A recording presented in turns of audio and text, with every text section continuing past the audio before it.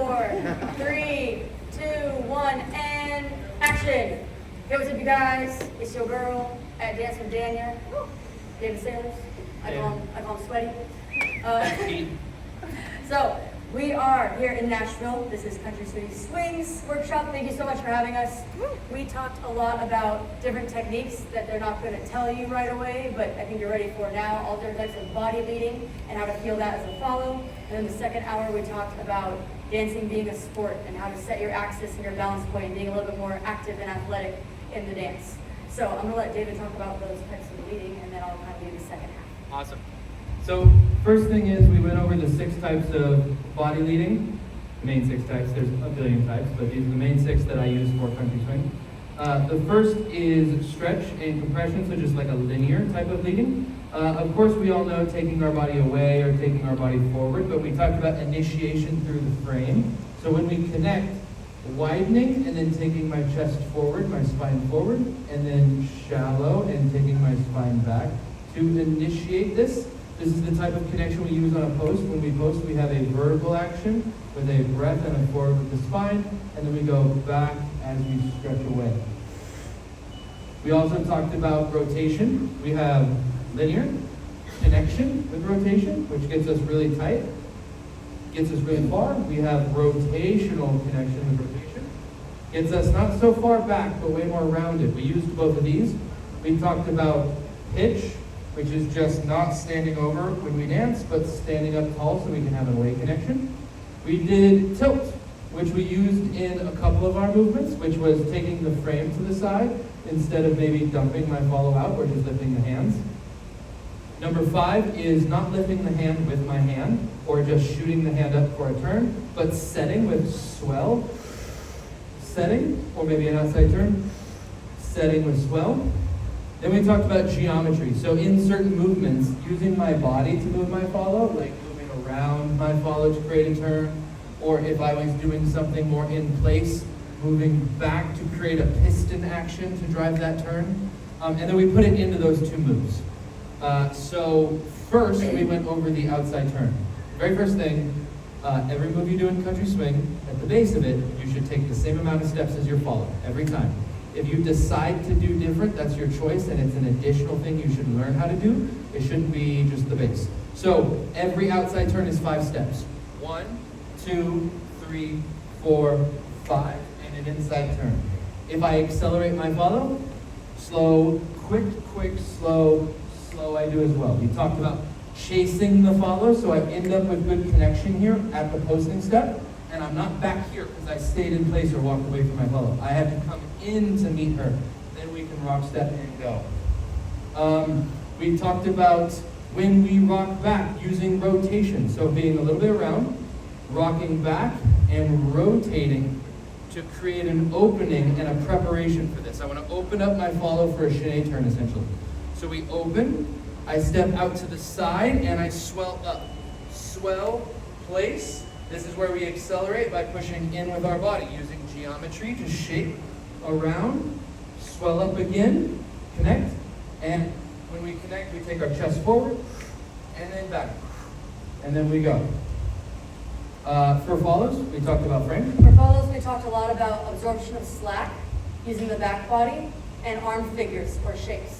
So as a follow, I'm constantly trying to take slack out of the connection. That doesn't mean pull the hand towards me. That means if there's nothing there, I'm going to take my elbow back in space using the expansion of my chest or engaging my back body or this rolling action just to take slack out of the line. And typically that would be right in the middle of us because we're using a shared center. And we'll typically have like a right angle to the ground if we turn this way. It's most of the time a 90-degree angle in the arm. And so I'm constantly trying to keep this shape or return to it.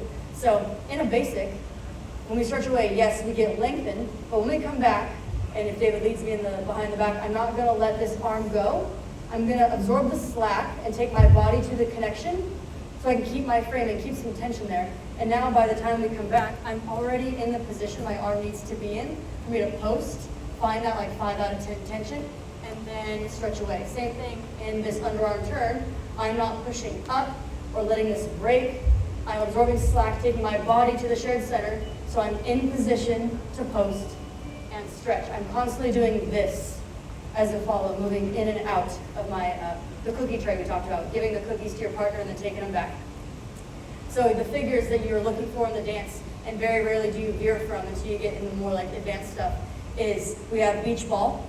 This is similar for leads too, but especially important for follows. We have Barbie or cookie tray. We have goalpost, and sometimes goalposts can change angle depending on if you're turning or not, but this angle. And then we have house, or oh yeah. So we have here, here, here, and here. And if you veer out of that, you might be breaking your frame, and things might get a little wonky. That was the main stuff for follows. Nice. We did talk about the basic as well. The main thing that we talked about really quickly on the basic was the rotational aspect of it. So we're not just looking to get back or just to like set our hip in a rotational, or a linear manner, but I'm looking to open up my frame and prepare myself for a rotation. So I'm getting set to be able to step and have access to the closing of my body because I got to get around here. So we rock back, I open up, I step onto the ball of my foot, and we close to create rotation. I need to get around by 2, that way I'm not rounding the corner for my rock step, but I'm finding my follow. That's 210 degrees in 2 steps. You need a lot of rotation to do that. Then we rock back, and when I rock back, I'm not going straight back. I'm rotating so I can get sided, my follow sided into her body, loading up the hip. So my connection doesn't do this, it doesn't do that, it doesn't do this.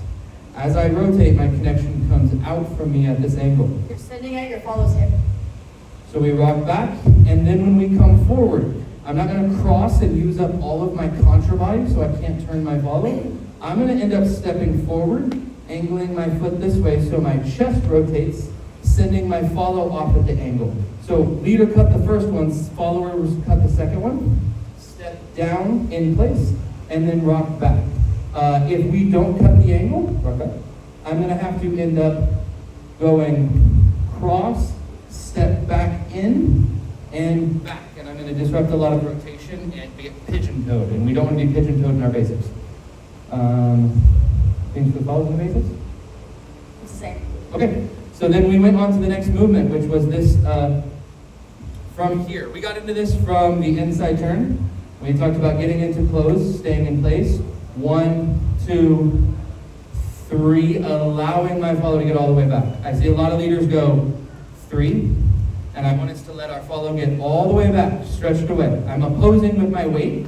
I'm here. It's farther than you think. But it's in there. Now when we stretch, I'm going to step with my left. 1. And when I do that, we're going to have rotation of my follow here like this, but I'm also going to get linear. So I'm going to get linear so I can become like a trapezoid, like this, so I can get my follow stretched away. Boom. And then when we step back with rotation to bring my follow side back here, I want to bring her left side forward. I'm going to use my right side moving backwards. The way I do that is stepping back with my right foot. It all comes from the ground. I place my foot with my toes pointed that way. I straighten my leg. I take my hip and my rib cage to it, and I open up. While I'm doing that, this hand is going to inflate and set ourselves into a rounded frame. I'm not going to lift and push out. I'm going to take a beach ball frame that's low and bring it up. So we go left rib cage, right rib cage with swell. Then I step back with the left. I rotate my chest to initiate the rotation, and my body's moving back to drive this piston down and forward. When I step back in forward, I also want to find my follow with my foot, set my post with my frame, not break my frame to set my post over here and then square up alone. Set my post with my frame, and then rock back and open for the next movement. So the whole thing is rotate, swell, step back, and face, rock back. For follows, we talked about the 2 hula hoops. We have a small hula hoop around your bust or rib cage, and the big hula hoop around your arms and your entire body. And they're doing opposite actions. As the inner hula hoop, as you inflate your chest, you're going to be pressing against the forward part of the inner hula hoop, which in turn is going to have your back body compress out and back on the outer hula hoop. So this action, as our leader swells and sets our turning frame. And so as we come forward, I'm doing two things. I'm absorbing the slack in this arm, I'm not pushing out. I'm making sure my elbow is back, and I'm taking this on the entire right side, pulling back. I'm not going to be weighted forward on my left. I'm only striking as I come forward, and I'm keeping my weight back, my elbow in line with my hip. And then I'm also finding those two hula hoop shapes. I'm expanding and finding this outer edge and expanding, so I have tension for my lead to then lead me through space. I'm getting really big and orbital with my connection. We didn't talk about this, but I like to think about country swing as the baby of West Coast and two-step. We're very grounded and like with our weight transfers on the bottom half, but we're very kind of orbital and wide on the top half for turning because we are a turning dance. So upper body's a little more two-step, lower body's a little bit more West Coast. Nice.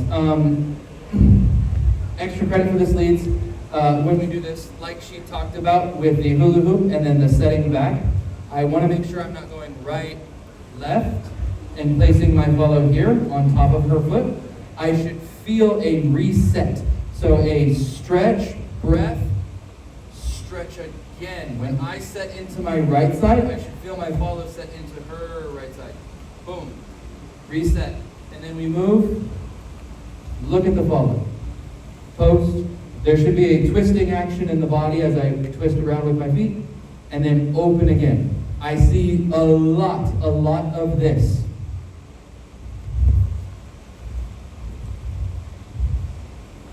That is the opposite direction when we want to turn to prepare for a turn. Athletics.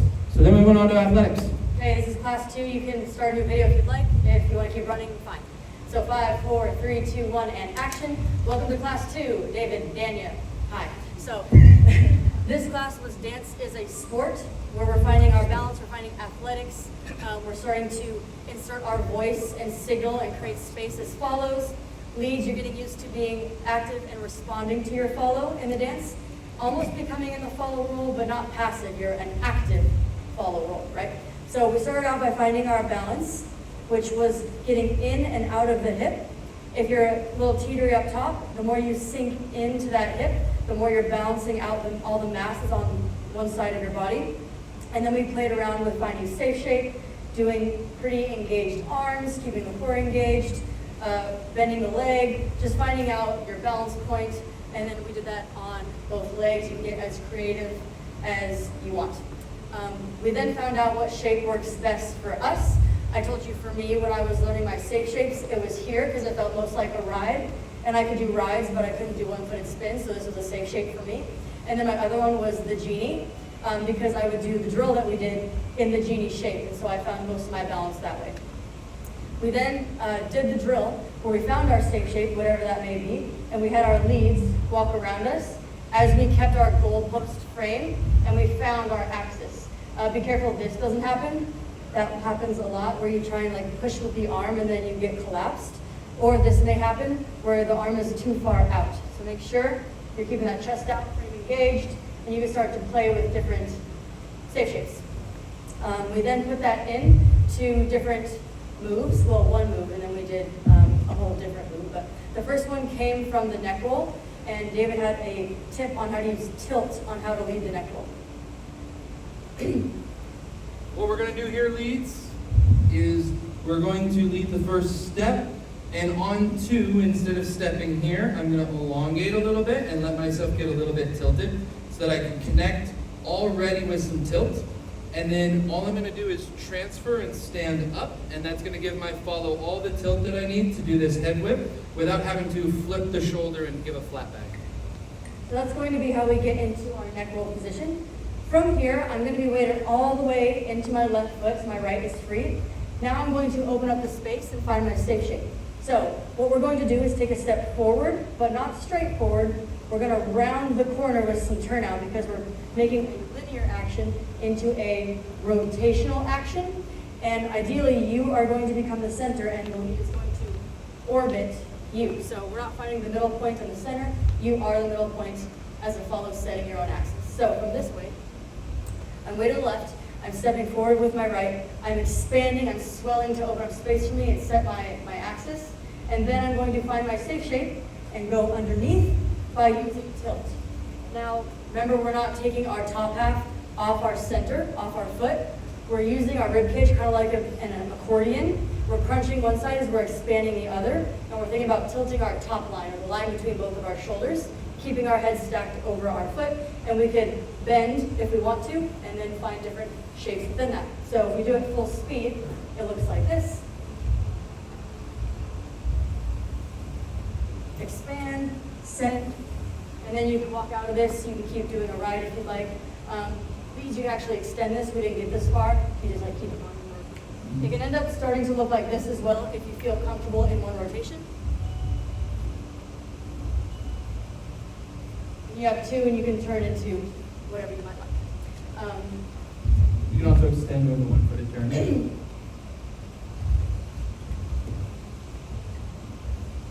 Oh yeah, that's another option. Then we went into the second move. Oh, one tip. You always want to open away from space, not crunch to fill it. This is really important in your entire dance, whether it's a basic turn, an influence, or something like this, finding an axis. So, when I'm moving through space, I'm not thinking about taking this shoulder and filling the space I'm going into and collapsing. I'm thinking about taking my opposite shoulder, the one on the connection point, and finding this orbital plane and having this be the last thing that fills space. So I'm going to keep my frame open. I'm going to think about taking my right shoulder through here. What that's going to do is keep me balanced on the axis, and it's going to help keep my frame open so I don't fall into that. I'm going to stay open, and it's going to give me some nice shape as well. Nice. Leaders, we talked lightly about when our follow does that, not just expand or like pushing. We have a bridge here, so I have a little bit of compression here, a little bit of tension here, so I'm being supportive. And when she goes under, she's going to want to take this shoulder back of her a little bit. If I'm walking around her here and I'm not receptive, she can't do that. I need to allow her some space in my arms and my connection. I'm not like stiff. And when she decides to take that back, I'm allowing for that in my connection, mainly not by my body, but by altering my path. So we're walking around, I come a little bit closer with my path. Yes? I think that's it. So we went to the next movement, which came from a movement that is led all the time. But we're going to talk about how follows can start to do different athletics from it. And it's the move where a lot of the dance community right now is doing this ride. But I'm going to give you different options out of that. So we start with the behind the back to the right hand, and then an inside turn. And here, we talked about just like when we led the other outside turn, opening up to get the connection for this, using rotation to prep us for it, stepping out, and then expanding to give space, or follows more likely, expanding to take space. So right now, I'm going to give you the first option, which is take 2 steps. You're going to face your lead, you're going to expand your frame, and then you're going to rotate your upper body without moving your feet. So typically, this happens. We're not going to do that. We're going to isolate the upper half, and then we're going to bend the left leg as we fan kick, just to be square down line of dance. So getting into it, we have step 1, step 2. I'm bending as I rotate, and fan kick. Now from here, there's different options out of it. The easiest one is to take 3 steps, 1, 2, 3, rock back, easy out. The other way was to go into like a ride. So we have fan kick, that's one action. Now we have our second action, so make sure this you don't pull this arm around, right? We have a split double action to this.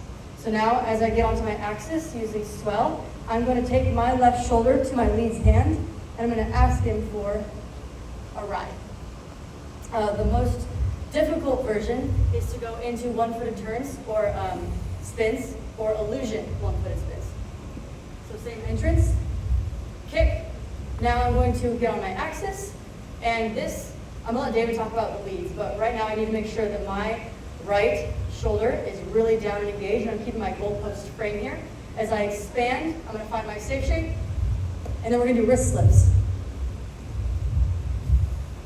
David, you want to talk about that? Yes, so the first thing is when we get to this action here, because I'm giving my follow space, I'm not trying to lead the give of the space, or I'm not trying to lead the open and take all of this action away from her. I'm going to initiate, expand, and stay here in my frame, allowing her to work and move and me to support.